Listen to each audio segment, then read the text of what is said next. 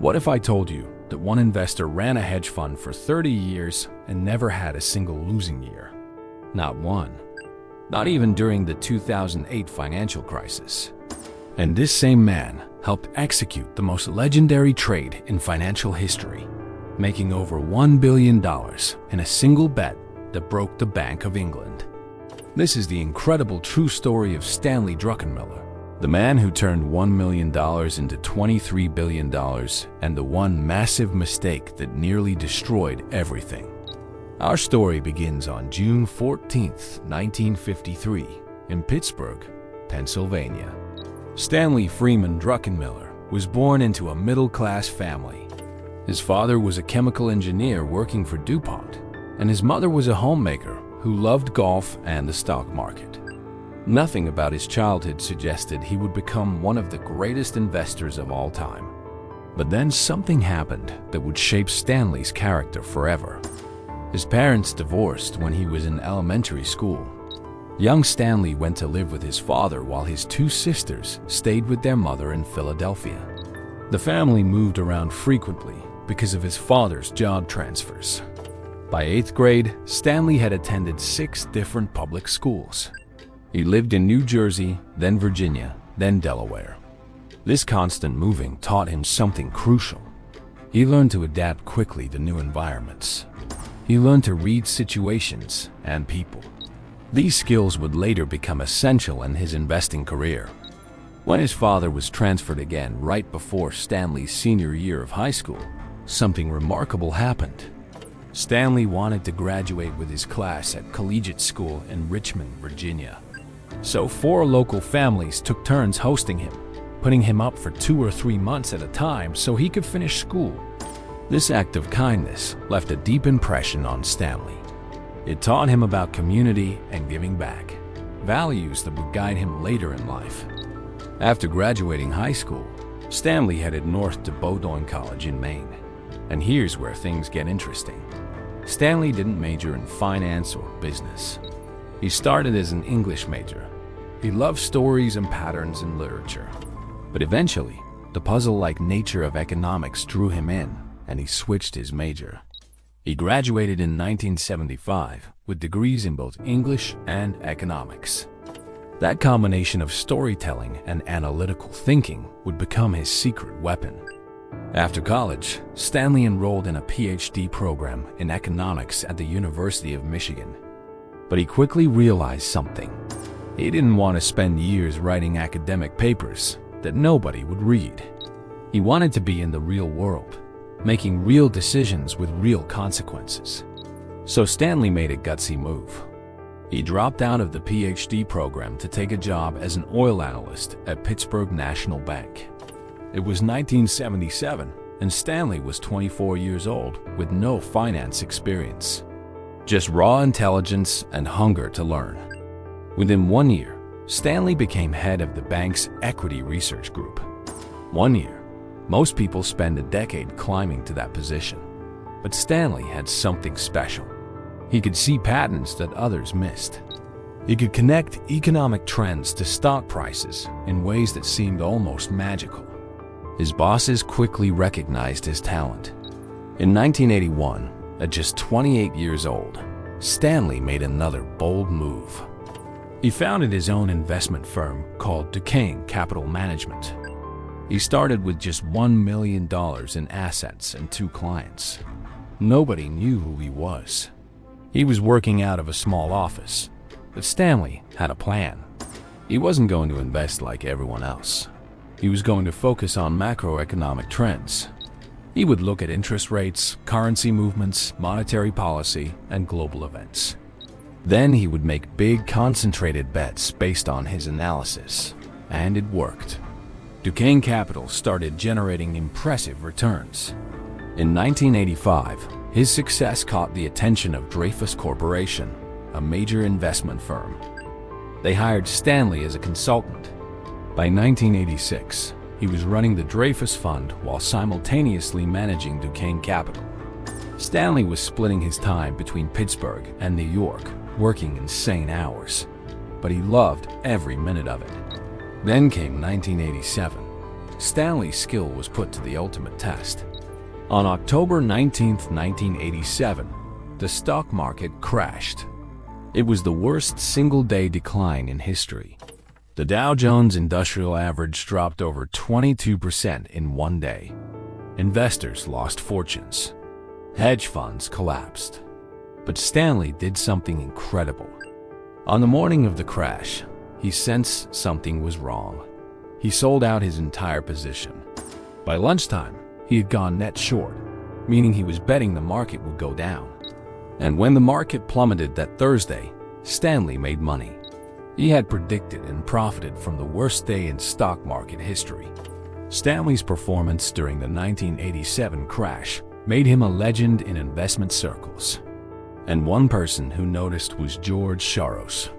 In 1988, Soros hired Stanley to manage the Quantum Fund, one of the most successful hedge funds in the world. Stanley was replacing Victor Niederhofer, and the pressure was immense. Soros had a reputation for being demanding and brilliant, but Stanley was ready. Working with Soros changed Stanley's life. Soros taught him something crucial. When you have tremendous conviction on a trade, you need to go big, really big. You can't be timid. Stanley later said, "Soros taught me that when you have tremendous conviction on a trade, you have to go for the jugular. It takes courage to be a pig."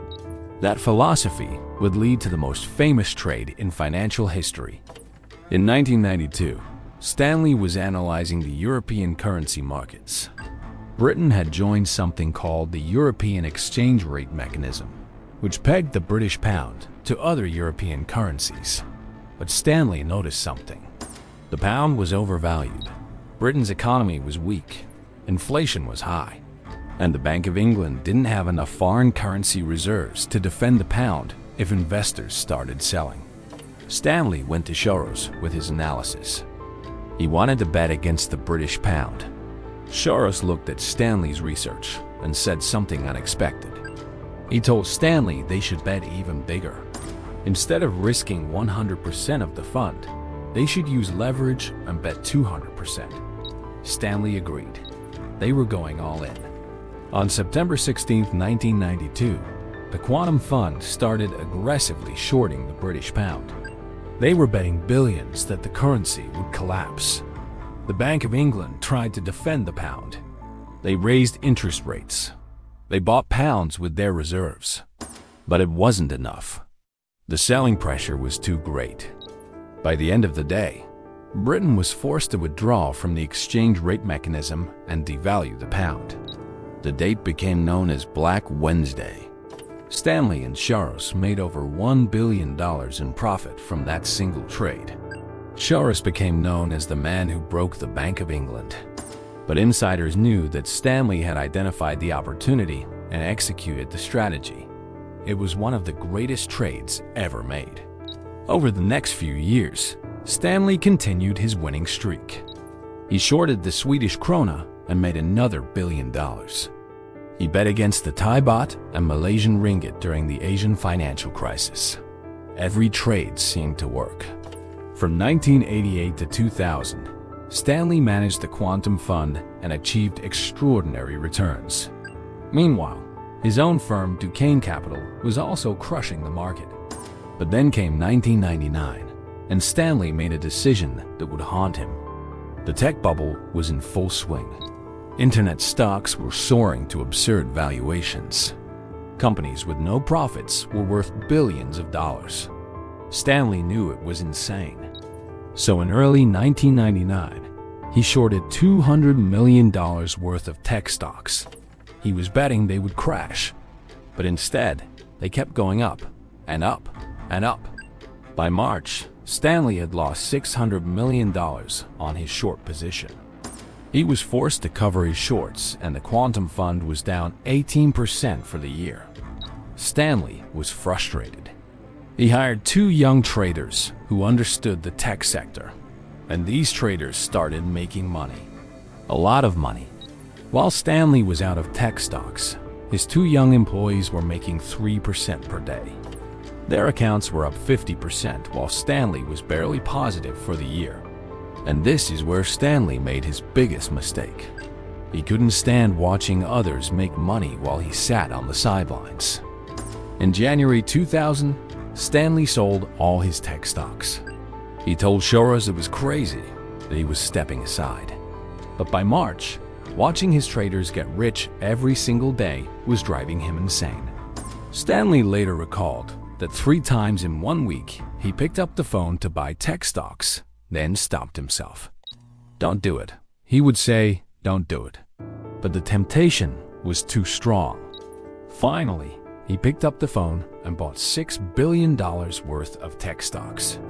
He bought right at the top of the bubble. He later said he missed the top by about an hour. 6 weeks later, the tech bubble burst. The Nasdaq collapsed. And Stanley lost $3 billion in that single play. The quantum fund lost 21% in 2000. It was devastating.